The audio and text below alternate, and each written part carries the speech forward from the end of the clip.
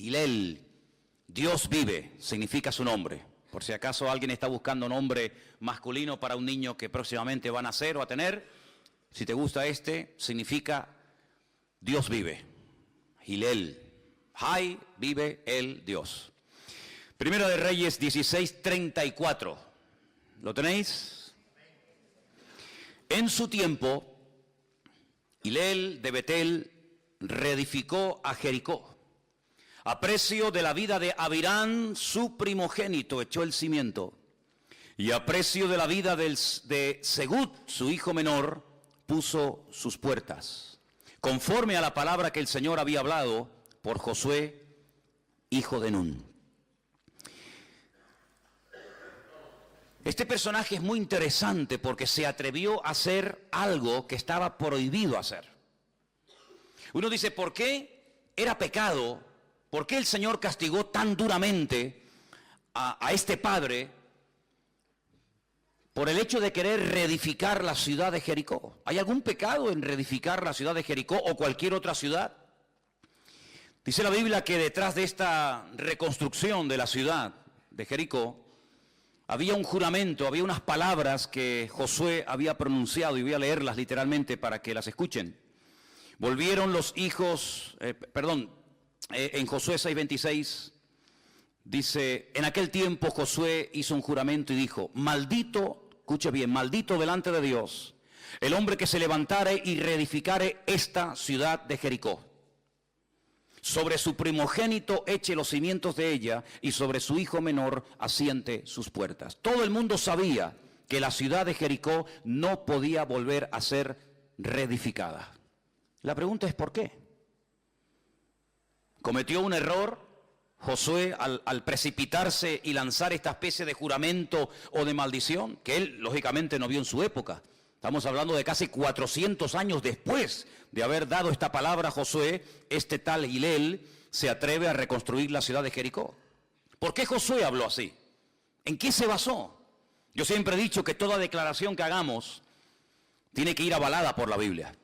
No podemos decir cosas a la ligera y que no coincidan con la palabra. La palabra es la base, es nuestro estandarte, es la base de nuestra fe. Ahora, hay un versículo en Deuteronomio, capítulo 13, yo se lo voy a leer, que está en el versículo 15 y 16. Preste atención, porque de ahí arranca la prohibición de reconstruir no solamente Jericó, sino cualquier ciudad que en su momento fuera conocida por su pecado, por su soberbia, por ser un centro de idolatría, etc. Bíblicamente estaba totalmente prohibido volver a reconstruir una ciudad que en su momento fue destruida y que serviría a través de la historia como un botón de muestra. No se podía volver a reedificar una ciudad que había sido destruida por su pecado. Leo textualmente en Deuteronomio 13. Irremisiblemente herirás a filo de espada a los moradores de aquella ciudad, destruyendo todo lo que en ella hubiere. También matarás a sus ganados a filo de espada. Juntarás todo su botín en medio de la plaza y consumirás con fuego la ciudad y todo su botín, todo ello como holocausto al Señor tu Dios. Y llegará a ser un montón de ruinas, y escucha esto, un montón de ruinas para siempre y nunca más será edificada. Lo que dijo Josué estaba basado en un texto de Deuteronomio 13, versículo 15-16, una prohibición divina, un mandamiento decretado por el mismísimo Dios, que prohibía a toda persona que quisiera volver a reconstruir, a reedificar una ciudad que en su momento fue conocida por su inmoralidad, por ser una ciudad foco de idolatría o de lo que fuera. Si esa ciudad fue destruida, nadie tenía la autoridad para volver a reconstruirla y sobre todo, volver a hacer de esa ciudad lo que antaño fue. Si Jericó fue una ciudad conocida en Canaán por ser una ciudad de promiscuidad sexual, por ser una ciudad donde la idolatría era elevado a la máxima potencia, nadie podía a esa ciudad, sobre ese montón de ruinas, volver a reconstruirla. Eso es simplemente lo que dice Josué. Si alguien se atreve a ir en contra de lo que dice la Escritura, si alguien se atreve a decir, bueno, Dios la destruyó, yo la construyo de nuevo. Si Dios castigó a Sodoma y Gomorra, si Dios castigó a Babilonia, si Dios destruyó a Jericó, yo me voy a atrever a volver a reconstruirla. La historia no solamente nos relata lo que le pasó a los hijos de Hilel, sino que si ustedes analizan, todas las personas que quisieron reconstruir Babilonia, murieron. Porque la Biblia dice que Babilonia como capital sería destruida y nunca más nadie moraría en ella. ¿Dónde murió Alejandro Magno? El hombre que conquistó prácticamente el mundo entero. Cuando intentó reconstruir Babilonia, allí murió con 33 años. Estaba sano, pero desafió un mandato divino. Todos los griegos y los romanos, no sé otras culturas, pero los griegos y los romanos sabían que en un lugar que había sido destruido y maldecido por lo que ese lugar representaba, ellos nunca se atrevían a reconstruir una ciudad. El único griego que se atrevió a reconstruir, a poner como sede de su gobierno una ciudad destruida por la historia y por el Señor, fue Alejandro Magno y murió. Saddam Hussein intentó también volver a reconstruir la ciudad de Babilonia y perdió no solamente la vida, sino que perdió toda su autoridad y su gobierno y le reventaron el país por 20.000 partes. Sí, hay un mandamiento bíblico: toda ciudad que fue conocida en el pasado, por ejemplo, como Sodoma y Gomorra, por lo que fueron, nadie puede volver a reconstruir esas ciudades. Eso no significa que en esa zona se pudiera habitar. Por ejemplo, yo me he dado cuenta de que desde que se escribió este texto, desde que Josué dijo este juramento o maldición, hasta que Hilel intenta reconstruir la ciudad de Jericó, pasaron más de 400 años. Y en la zona de Jericó, como en la actualidad, la gente vivía. Tengo dos textos muy interesantes que nos refuerzan lo que estoy diciendo. Por ejemplo, dice la Biblia en Jueces 3, 12 y 13, volvieron los hijos de Israel a hacer lo malo ante los ojos del Señor. Y el Señor fortaleció a Eglón, que era el rey de Moab, contra Israel, por cuanto habían hecho lo malo ante los ojos del Señor. Escucha, este juntó consigo a los hijos de Amón y a los de Amalek, y vino e hirió a Israel y tomó la ciudad de las palmeras. Hasta el día de hoy a Jericó se le conoce como la ciudad de las palmeras. Está en un valle. A mano derecha tienes Jordania, están en un valle, en el valle del río Jordán, y a mano izquierda, por un camino, se sube directamente a la ciudad de Jerusalén. Es decir que hubo un momento en el que la gente vivió cerca, en la zona donde estuvo y donde estaban y están todavía las ruinas de la antigua ciudad de Jericó, pero no la había reconstruido nadie. En los tiempos del rey David, hay otro versículo que encontré en 2 de Samuel 10:5, y dice así, mira qué interesante: cuando se le hizo saber esto a David, son unas personas que fueron humilladas, en fin, las avergonzaron públicamente. Dice, cuando a David se le dio a saber esto, envió a encontrarles porque ellos estaban en extremo muy avergonzados, y el rey mandó que se les dijera, quedaos en Jericó hasta que os vuelva a crecer la barba y entonces volved. Es decir, se podía vivir en Jericó, en la ciudad de Jericó, en los alrededores, incluso utilizar el nombre Jericó, pero no se podía reconstruir la antigua ciudad de Jericó. Yo he estado en Jericó, en la Jericó moderna, la Jericó de hoy en día, he estado 3 o 4 veces. Es una ciudad enorme, es una ciudad que está bajo autoridad palestina, se puede visitar, hay un hotel muy bonito y se puede visitar, y vas al monte donde Jesús fue tentado, hay un teleférico que te lleva desde el valle. Es la única ciudad de Israel que el gobierno israelí no ha llevado agua potable, porque es una de las ciudades, a pesar de que está en pleno desierto, es un calor terrible en verano, te mueres de calor, es una ciudad que está llena de pozos de agua. Es una ciudad donde dice la Biblia que unos hijos de profetas, es decir, unos discípulos de profetas que se estaban preparando para servir al Señor, fueron un día al profeta Eliseo y le dijeron, como tú ves, la zona es buena, pero las aguas son muy malas, las aguas están contaminadas. Entonces dice la Biblia que Eliseo salió, oró por todos aquellos pozos de agua no potable, Y dice, y toda la ciudad y todo el valle del Jordán y de Jericó bebe de ese agua hasta el día de hoy. Y cuando tú vas, si algún día tienes la oportunidad de ir y visitar Jericó, te encuentras que en Jericó todavía siguen bebiendo de aquellos pozos que el Señor sanó hace cientos o miles de años en la época del profeta Eliseo. Es decir, que es una ciudad habitada, es una ciudad donde se puede ir, pero las ruinas de la antigua ciudad de Jericó están a las afueras y se pueden ver, se pueden visitar. Por la década de los años 50, unos arqueólogos descubrieron las ruinas de la ciudad de Jericó de la época de Josué y se quedaron sorprendidos porque se dieron cuenta que, según ellos saben, que por la posición de los bloques no habían caído, como dije en su momento, las murallas no habían caído, digamos, de afuera hacia adentro, ni tampoco cayeron de afuera hacia adentro, ni de adentro hacia afuera. Entonces, ¿cómo cayeron? Pues como dije muchas veces, como las Torres Gemelas.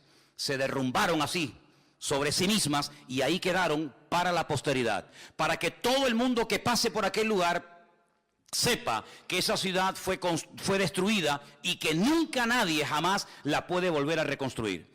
Y él sabía perfectamente esto. Sabía lo que decía la palabra, sabía la maldición que pesaba sobre la ciudad, pero él, ¿qué es lo que hace? Yo voy a hacer lo que me da la gana. Dios ha dicho que no se puede hacer, yo lo voy a hacer. La pregunta es, ¿qué fue lo que motivó a este hombre? Pensaba yo esta semana, para atreverse a reconstruir una ciudad y ver que cuando empieza a construirla, su hijo primogénito muere, y en vez de parar la construcción sigue y sigue adelante, y cuando está poniendo las puertas de la ciudad de Jericó, su hijo menor también muere. ¿Merecía la pena perder a la familia por desafiar a Dios? ¿Merecía la pena perder a dos hijos, al mayor y al menor, porque se te metió en la cabeza reconstruir la ciudad de Jericó? Aparentemente para él merecía la pena, pero evidentemente se equivocó. Ahora, el tiempo en el que vivió este hombre, Hilel, era el tiempo del reinado del peor rey que jamás ha tenido la historia de Israel. ¿Quién era? El rey Acab. La palabra en hebreo es Ahab. Son dos palabras que se han unido para crear un nombre. Es decir, con estas dos palabras que se han unido, que ahora te digo lo que significan, uno puede conocer un poco la personalidad, la tendencia espiritual de este perverso rey llamado en español Acab. Significa hermano. Ab significa padre. Su nombre literalmente significa hermano de padre. Ahora, Acab no era hermano de su padre, era el hijo de su padre. Si ustedes van a la palabra de Dios, se van a encontrar que Omri, el padre de Acab, fue terrible, un idólatra perverso, terrible. Pero cuando Acab llega a ocupar el lugar de su padre y encima se casa con una reina pagana que no era judía, llamada Jezabel, dice que ésta lo incitaba y ésta estaba todo el día pinchándole para que se rindiera completamente a la idolatría. Incluso construyó templos pagados por el imperio, por Israel, para llevarse bien con su esposa. Así cedió ante la presión de su esposa. En vez de decir, no, nosotros solamente adoramos a Dios, al Dios vivo, al Dios de Abraham, al Dios de Isaac, al Dios de Jacob, vaya, al único Dios que existe. Él cedió ante la tentación de su esposa y dice la Biblia que comenzó a adorar a Baal. La palabra Baal significa señor. Hizo de un ídolo su señor, su autoridad. Hizo de Acera, otra estatua en forma femenina, su diosa, de tal manera que este hombre dice que fue el peor de todos los reyes. Digamos que Acab, que significa hermano del padre, es como decir que Acab fue el hijo espiritual. Sí, el hijo espiritual de su padre. Todo lo espiritual negativo y demoníaco de su padre se le pegó a este. Es como yo dije en cierta ocasión que Chávez era el hijo espiritual de Fidel Castro.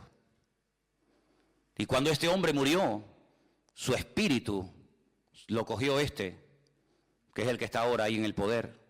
Y por eso es uno de los países más ricos del mundo que tiene absolutamente de todo, uno de los países más hermosos de la tierra y de Latinoamérica, está en la más absolutamente ruina, porque le ha entregado, lamentablemente, al enemigo el control de esa hermosa tierra. ¿Qué te parece, amigo? Y este Acab no solamente era hijo natural de su padre, sino que ese espíritu de idolatría, ese espíritu de rebeldía, ese espíritu de hacer todo lo contrario a lo que Dios ha dicho, se le pegó y lo elevó a la máxima potencia. Y ahora este Hilel, que no es ni príncipe, ni rey, ni nada, probablemente en un acto de querer ganarse el apoyo, el favor del rey Acab, no se le ocurre otra cosa que desafiar al mismísimo Dios diciendo, bueno, yo voy a hacer lo que durante 4 siglos y pico nadie se ha atrevido a hacer, porque sabe a lo que te atienes, sabe lo que te puede ocurrir, y es reconstruir la ciudad de Jericó.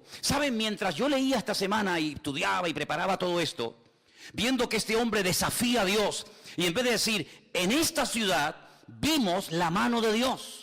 ¿Cuántos saben la historia de la toma de Jericó? Es una de las historias más conocidas. La Biblia nos enseña que cuando ellos salen del desierto y cruzan el río Jordán milagrosamente y entran ya en la tierra prometida, se encuentran con aquella enorme y gigantesca ciudad que tenía no 1, 2 muros, eran como círculos concéntricos. Una ciudad imposible de conquistar, una ciudad que nunca en la vida iba a poder ser conquistada. No había ametralladoras, no había infantería, no había cañones, no había aviación, no había armas como hoy en día podemos así en segundos destruir un país entero. Y el Señor les reveló una estrategia extraña. El Señor les dice, lo que tienen que hacer es dar vueltas y vueltas y más vueltas alrededor de la ciudad. ¿Qué estaba haciendo el Señor? Probándolos. A ver hasta qué punto ustedes son obedientes, a ver hasta qué punto ustedes se fían de lo que yo les digo. Esta ciudad no va a caer por estrategias humanas, por experiencia militar. Esta ciudad va a caer por obediencia al plan de Dios. Y la ciudad de Jericó cayó. Se salvó una familia, todos sabemos, ¿sí o no? Rahab, aquella mujer que vivía entre muro y muro, dice que toda la ciudad cayó, pero su casa permaneció porque puso su confianza en el Señor. Y la Biblia dice que el que pone su confianza en el Señor llegará a ver que pueden caer 1000 a tu diestra y 10.000 a tu otro lado, pero a ti no llegará porque el Señor te guarda, te protege y te cuida. Y ella empieza una vida nueva. Ella se va a vivir a Israel, se casa con un hombre llamado Salmón, y todos sabemos que hasta el mismísimo Señor Jesucristo es descendiente de aquella mujer llamada Rahab, la que vivía en Jericó. Fue todo un desafío, ¿sabes? Pero me llama muchísimo la atención que en esta ciudad, que quedó totalmente destruida, que tenía que ser para todas las generaciones un botón de muestra de que no se puede tomar el pelo a Dios, de que hay que tomarse en serio su palabra. Mientras yo preparaba todo esto, me vino a la cabeza un texto que aprendí hace mucho tiempo, y quiero leerlo en esta tarde y quiero que todos lo leamos juntos. Está en Gálatas 2:18. Es un versículo buenísimo que tiene que ver con volver atrás y reconstruir aquello que ya lograste vencer y derrotar en el nombre del Señor. Gálatas 2:18. Cuando lo tengan, por favor, díganme amén. O díganme ya lo tengo. O díganme ya lo encontré. En fin, díganme algo. Bueno, ya está. Vamos a leerlo, Gálatas 2:18.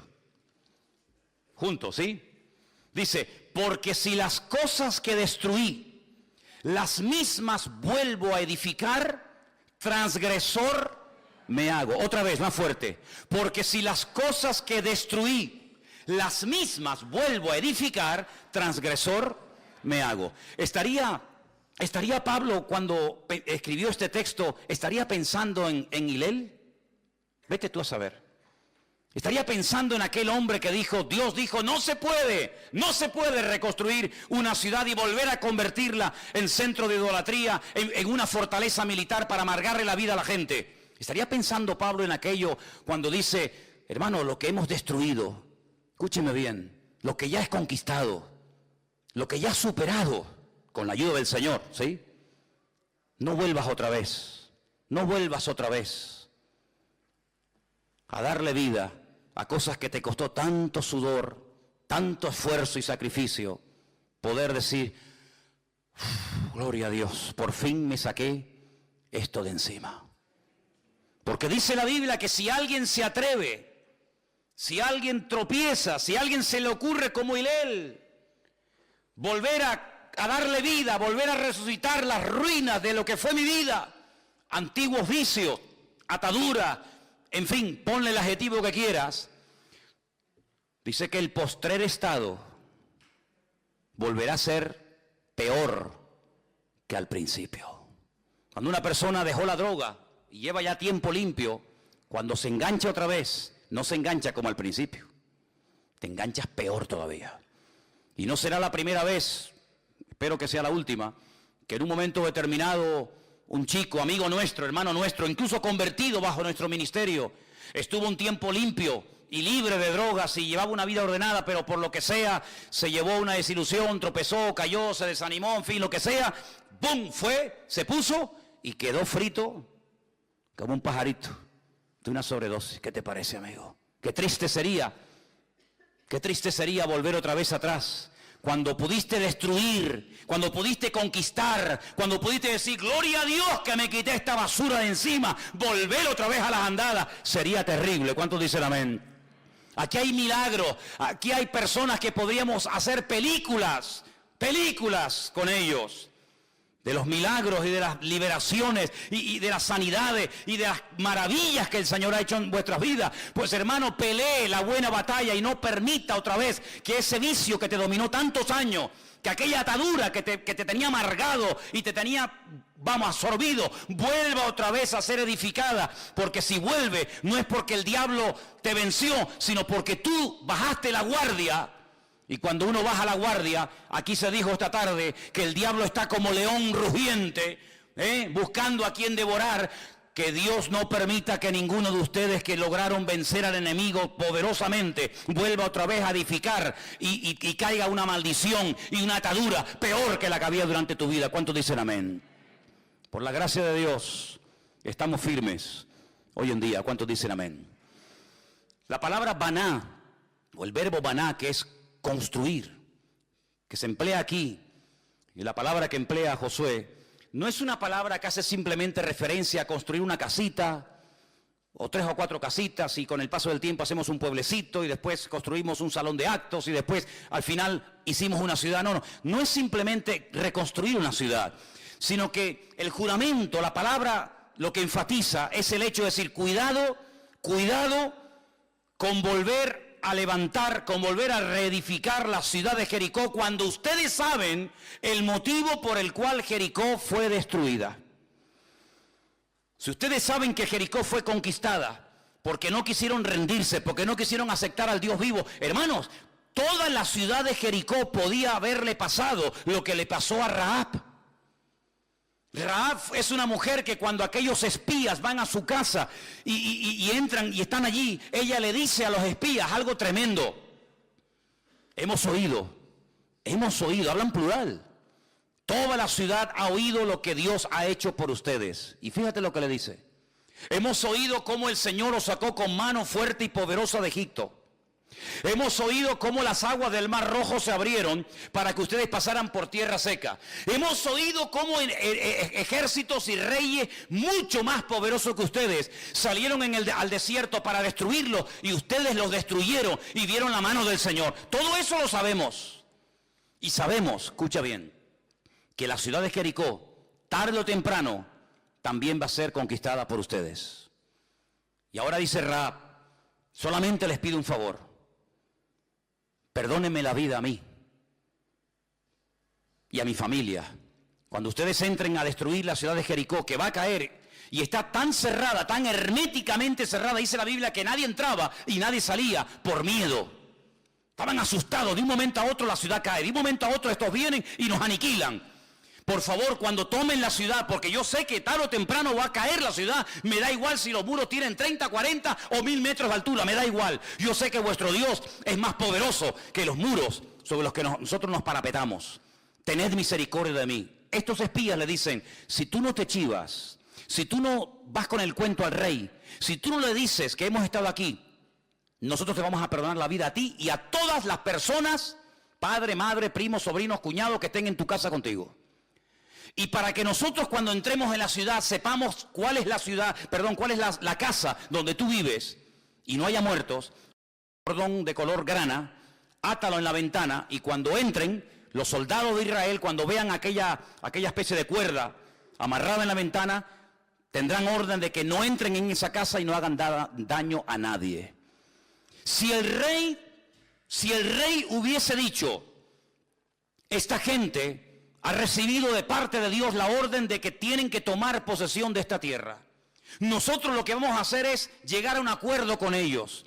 Lo que vamos a hacer es arrepentirnos de nuestros pecados. Lo que vamos a hacer es reconocer que las maravillas que esta gente ha visto de parte de su Dios, nosotros en toda nuestra historia, jamás ningún ídolo nuestro ha hecho estas maravillas. Por lo tanto, no es más sabio, dice la Biblia, llegar a un acuerdo antes de que te ataquen que una vez que te hayan atacado, hijo.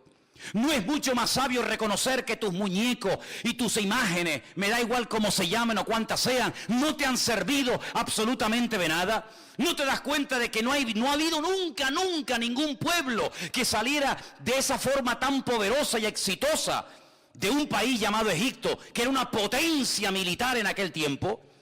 ¿No te das cuenta de que nunca ha habido ningún pueblo que pueda decir y presumir que las aguas de un mar se han abierto para que ellos pasen por tierra seca? Ahora, cuando Rahab está contándole esto a los espías, no le está contando algo que había pasado la semana pasada. No. Lo que ella está contando a los espías son cosas que habían ocurrido hacía 40 años. ¿Y cómo es posible que una persona haya estado 40 años manteniendo esta fe, manteniendo esta seguridad de que el Dios de ellos es más poderoso que el nuestro? Es que ahí está la clave, hermanos. La clave en la vida está no en llegar, sino en mantenerse. Porque una temporada buena, ¿quién no la ha tenido? Hasta en el mundo, cuando estábamos sin el Señor, ¿verdad? Pero Rahab supo esperar 40 años. Y cuando llegó el momento, ella abrió su casa y les dijo a los espías, no se preocupen, yo no me voy a chivar, váyanse tranquilos y aquí estaremos preparados para el día del ataque. Era increíble cómo el Señor estaba preparando los corazones y cómo todo estaba preparado y listo para que la ciudad de Jericó cayera en cualquier momento. Cuando cae la ciudad de Jericó sin disparar una lanza, sin hacer alardes de fuerza, sino simplemente por dar vueltas y tomar autoridad en el nombre del Señor, y la ciudad se desplomó, ellos tenían que recordar que esa ciudad es un botón de muestra de que cuando una persona va en contra de la voluntad de Dios y peca, la consecuencia del pecado, tarde o temprano, siempre la misma, la muerte y la destrucción.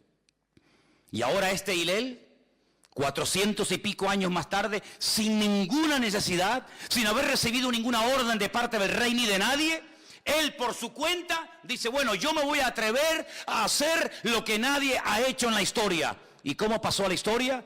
Como un padre que tuvo que enterrar a un hijo mayor y al hijo menor, al final, ¿para qué? ¿Cuánta gente pierde su matrimonio, su salud, sus hijos, su marido, su esposo, los amigos, todo? ¿Para qué? ¿Para un rato de placer? ¿O porque aquello creías que era lo mejor del mundo? Y cuando miras atrás la ruina que hemos dejado, hijos rebeldes, la mujer con otro, el marido enfermo, el matrimonio destruido, tú mismo ya te has puesto con una edad en la vida y tú dices, ¿de qué me ha servido? ¿Saben? Hay una carta preciosa en el Nuevo Testamento que se llama la carta de Pablo a los Romanos, una carta muy profunda. Hay una parte en la carta en la que Pablo les dice, hermanos, ¿qué fruto os ha quedado de aquellas obras que hicisteis antes de conocer al Señor, de las cuales ahora os avergonzáis? A ver, decidme, ¿qué os ha quedado de aquellas orgías, de aquellas verbenas, de aquellos tenderetes? ¿Qué os ha quedado de todo aquello? Nada, ¿verdad? Pues Pablo dice, así como antes de conocer al Señor presentabais los miembros de vuestro cuerpo para el pecado, ¿por qué no le dais la vuelta a la tortilla ahora? Y presentáis los mismos miembros, pero en vez de para pecar, para glorificar y para alabar al Señor. Cuando veo por ahí gente bajo el efecto de las drogas o del alcohol gritando, yo digo, qué tremendo predicador sería este con la voz que tiene, ¿eh? Si en vez de presentar su voz para decir tontería, insultar a la mujer, insultar a todos los vecinos, utilizar esas cuerdas vocales y la fuerza de esa voz para predicar el evangelio y para ir por la calle diciendo, Cristo vive, otro gallo cantaría, ¿verdad? Aquellas manos con las cuales robaste o con las cuales golpeaste, si las presentaras ahora para ayudar, para levantar, para restaurar, para apoyar la obra, qué diferente sería la vida, ¿verdad? Pensaba en la diferencia del rey de Nínive, ¿se acuerdan? Llega un profeta y le dice, prepárense, porque de aquí a 40 días, esta ciudad que era enorme, 3 días se tardaba en recorrerla de punta a punta. Fíjate qué pedazo de ciudad sería aquello. Dentro de 40 días, si no se arrepienten, Nínive será destruida y borrada de la faz de la tierra. El rey podía haber dicho, pero ¿qué se cree este tipo? ¿Quién es este Jonás que viene de no sé qué sitio a decirme a mí como rey lo que tenemos que hacer? Hermano, dice la Biblia que se pusieron a orar, se pusieron a ayunar y dice que hasta los animales los puso en ayuno. Y toda la ciudad se arrepintió y toda la ciudad buscó el perdón de Dios. ¿Y saben lo que pasó? Toda la ciudad de Nínive fue perdonada por la misericordia del Señor. Lo que cambia todo no es la arrogancia rompe más cosas todavía. Lo que hace más daño es el orgullo, el no querer reconocer, el no querer admitir, el cerrarte en banda y pelear una causa perdida. Pero lo que cambia todo y abre un panorama y un abanico enorme de posibilidades y de bendiciones, ¿sabe lo que es? El pedir perdón. Decir, Señor, perdóname. Y no voy a reconstruir nada de lo que con tu ayuda logré destruir en el nombre del Señor. ¿Sabes, hermano? Construir cuesta muchísimo, muchísimo. Si mañana quisiéramos construir, digamos, una iglesia grande, nos llevaría mucho trabajo, mucho trabajo. Cemento, arena, hormigón, bueno, todo lo que conlleva. Y seguramente estaríamos muchos meses o años. Pero si llega una persona y pone unos explosivos, qué impactante las imágenes cuando vemos a lo mejor en el telediario del mediodía y dicen, se voló o se explosionó un edificio enorme de montones de viviendas o enorme, así, en décimas de segundo. Un edificio que tardaron años y años en construir, en décimas de segundo, ¡fum!, se vino abajo. ¿Sabes que en cierto sentido una vida es igual? Llegar a un nivel de fe, de estabilidad emocional, de conocimiento en Dios, de santidad, de espiritualidad, de estabilidad, de saber lidiar con los problemas, de saber salir airoso de situaciones difíciles en la vida, de superar tentaciones, etcétera, etcétera, etcétera. Cuesta muchísimo, hermano. Pero dice la Biblia que todo lo podemos en Cristo que nos fortalece. Pero en un segundo, en un minuto, se puede tirar por la borda un matrimonio de 40 años. En cuestión de minutos se puede destruir una relación de amigos que se llevaban como hermanos, así, como nada. Destruir no cuesta nada. Destruir no cuesta nada, es muy fácil destruir, con palabras, con malas actitudes, bajando la guardia, dándole lugar al enemigo, jugueteando con el pecado, flirteando con el diablo, todo eso es muy fácil y ya lo sabemos. Pienso en un personaje que el Señor le dio un privilegio tremendo de poder convertirse en uno de los hombres más usados de la historia de la humanidad. Un hombre que experimentó en carne propia milagros únicos e irrepetibles. Por ejemplo, Pedro ha sido el único hombre, según el relato bíblico, que logró caminar por encima de las aguas. Ni Moisés caminó por encima de las aguas, ni David, ni Sansón. Pedro sí, caminó. El único hombre junto con Santiago y Juan que vieron la metamorfosis de Cristo, lo vieron transfigurado en el monte, y dice la Biblia que oyeron a Moisés y a Elías cómo hablaban con él, y él estuvo allí y dice, vimos la gloria cuando estábamos con él en el monte. El único hombre que un día le dice al Señor, Señor, nos están pidiendo los romanos el impuesto, no tenemos nada, ¿qué hago? Dice, vete, lanza al anzuelo y el primer pez que saques, abre la boca, sácale una moneda y paga el impuesto, el tuyo y el mío. ¿Te imaginas que fuera así la vida? Vayan aquí a las Teresitas, echen la caña y dentro viene un paquetito, lo abre con un billetito de 500 euros. ¿A qué te gustaría el pescado entonces? Dice, a mí no me gusta el pescado, ahora te va a encantar el pescado. ¿Sí o no? Milagros increíbles, increíbles. En una noche, en unos minutos, yo no sé quién es, no le conozco, yo no tengo nada que ver con ese hombre. 3 años, hermano, viajando con el Señor, hablando con Él, conviviendo con Él, viendo milagros, maravillas, prodigios, algo increíble. El Señor le dijo a ellos cosas que reyes y profetas quisieron ver del Antiguo Testamento, no las vieron. Y ustedes las están viendo. Pero en una noche lo echó todo por la borda. ¿Por qué? Porque se juntó con malas compañías. ¿Y qué dice el refrán? Dime con quién andas y te diré quién eres. ¿Sí o no?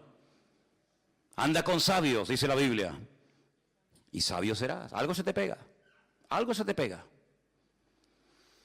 Empezó a juntarse con los romanos. Claro, los romanos, la forma de hablar de un romano era completamente diferente a la forma de hablar de los discípulos del Señor. Claro. Los romanos decían palabrotas, los romanos tenían un vocabulario terrible. Ahí se juntó Pedro con ellos. Durante 3 años estaba ahí pegadito al Señor y Pedro tenía una fortaleza, ¿verdad? De repente se separa del Señor, se junta con los romanos, se calienta un fuego ajeno en vez de en la presencia del Señor. Ay, amigo, le sigue de lejos.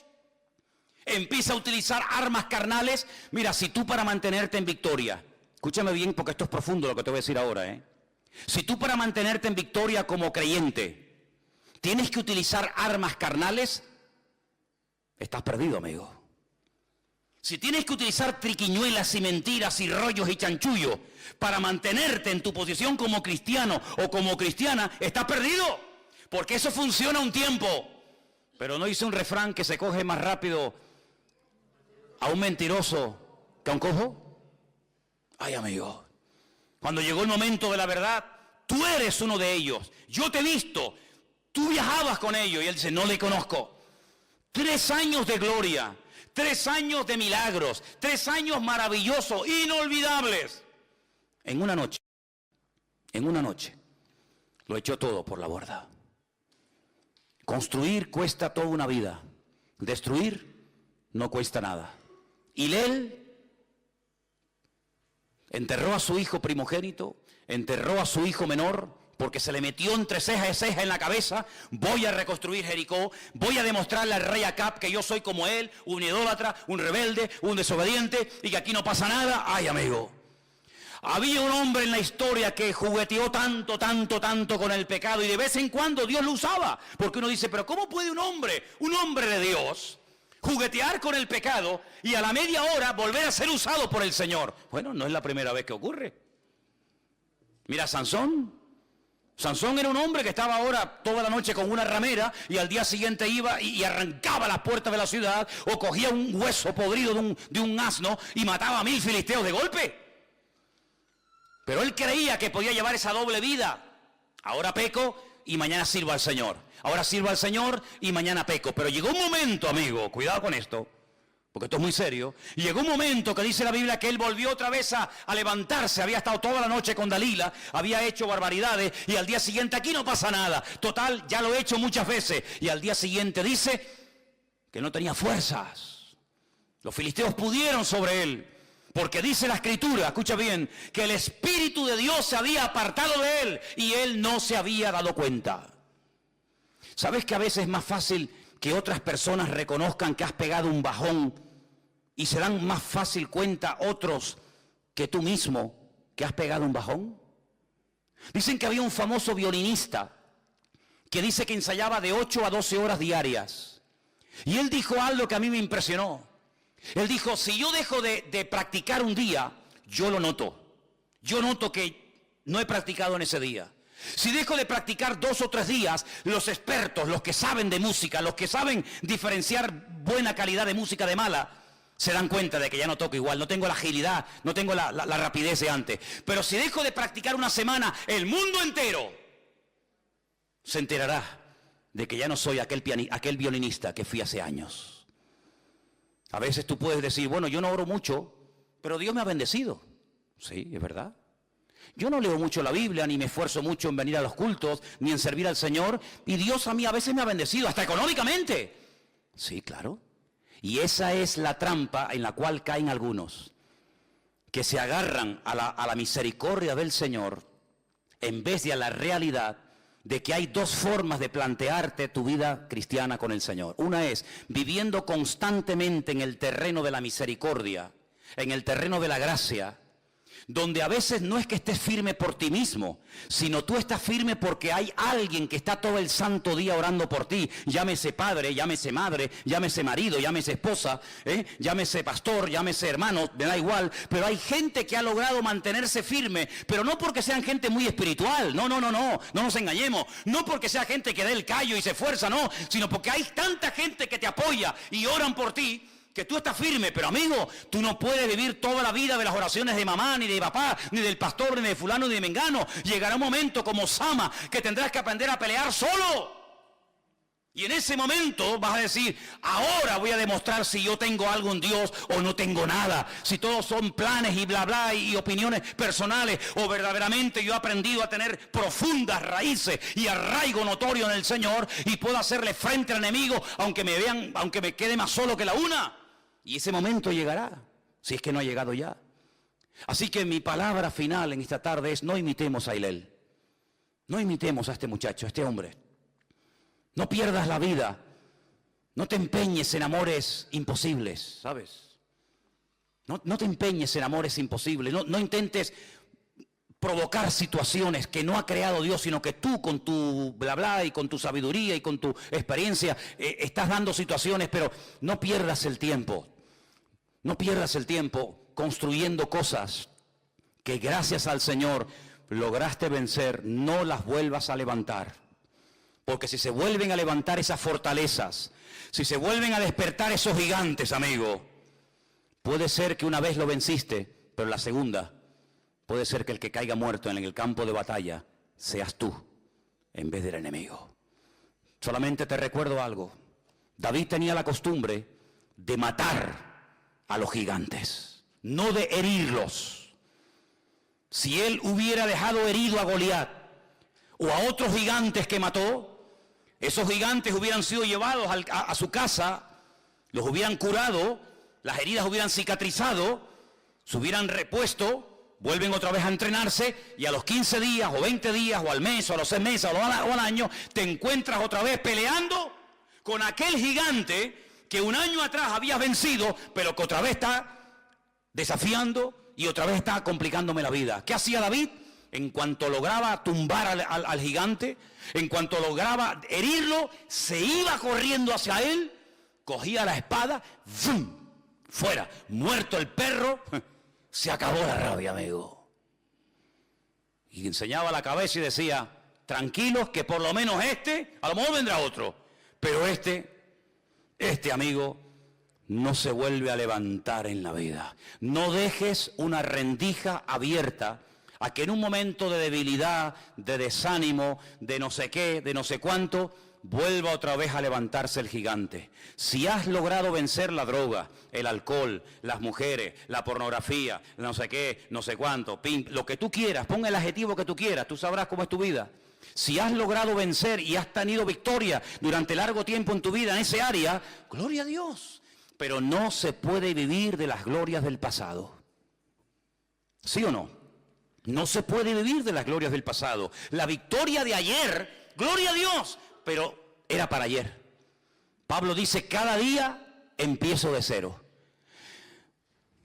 Quiero terminar diciendo que una vez un niño le dijo a su papá, papá, ¿un hombre puede estar un año sin pecar? ¿Ustedes qué opinan? Un año sin pecar. A ver, ¿cuántos dicen que sí? ¿Cuántos dicen que no? No dicen nada.